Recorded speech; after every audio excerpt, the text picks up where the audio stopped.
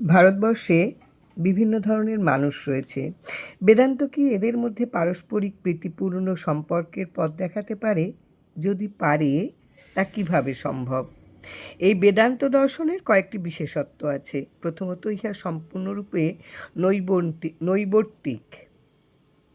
ইহা উদ্ভবের জন্য ইহা কোনো ব্যক্তি বা ধর্মগুরুর নিকট ঋণী নয়।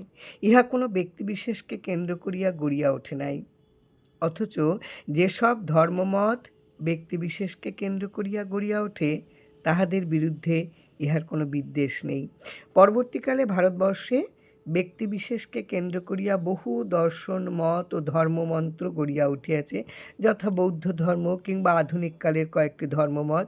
খ্রিস্ট ও মুসলমান ধর্মাবলম্বীদেরই মতন এই সকল ধর্ম সম্প্রদায়েরও প্রত্যেকটির একজন ধর্মনেতা আছেন এবং তাহারা তাহার সম্পূর্ণ অনুগত। কিন্তু বেদান্ত দর্শনের স্থান যাবতীয় ধর্মমতের পটভূমিকায়। বেদান্তের সহিত পৃথিবীর কোনো ধর্ম বা দর্শনের বিবাদ বিসংবাদ নাই। বেদান্ত একটি মৌলিক তত্ত্ব উপস্থাপিত করিয়াছে এবং বেদান্ত দাবি করে যে উহা পৃথিবীর সর্বধর্মমতেরই মধ্যেই নিহিত আছে। এই তত্ত্বটি হইল এই যে মানুষ ব্রহ্মের সহিত অভিন্ন। আমরা আমাদের চতুর্পার্শ্বে যাহা কিছু দেখিতেছি, সকলেই সেই ঐশী চেতনা হইতে প্রসূত। মানব প্রকৃতির মধ্যে যাহা কিছু বীর্যমান, যাহা কিছু মঙ্গলময় এবং যাহা কিছু ঐশ্বর্যবান, সে সবই ওই ব্রহ্মসত্তা হইতে উদ্ভূত। এবং যদিও তাহা অনেকের মধ্যেই সুপ্তভাবে বিরাজমান, তথাপি প্রকৃতপক্ষে মানুষে মানুষে কোনো প্রভেদ নাই, কারণ সকলেই সমভাবে ব্রহ্মের সহিত অভিন্ন। যেন এক অনন্ত মহাসমুদ্র পশ্চাতে বিদ্যমান রহিয়াছে এবং আমি ও আপনারা সকলে সেই অনন্ত মহাসমুদ্র হইতে একটি তরঙ্গরূপে উত্থিত হইয়াছি। আমরা প্রত্যেকেই সেই অনন্তকে বাহিরে প্রকাশ করিবার আপ্রাণ চেষ্টা করিতেছি। সুতরাং সুপ্ত সম্ভাবনার দিক হইতে দেখিতে গেলে যে সৎ, চিৎ ও আনন্দময় মহাসাগরের সহিত আমরা স্বভাবত অভিন্ন, সেই মহাসাগরে আমাদের প্রত্যেকের জন্মগত অধিকার রহিয়াছে। আমাদের পরস্পরের মধ্যে যে পার্থক্য, তাহা সেই ঐশী সম্ভাবনাকে প্রকাশ করিবার তারতম্যের দরুন ঘটিয়াছে।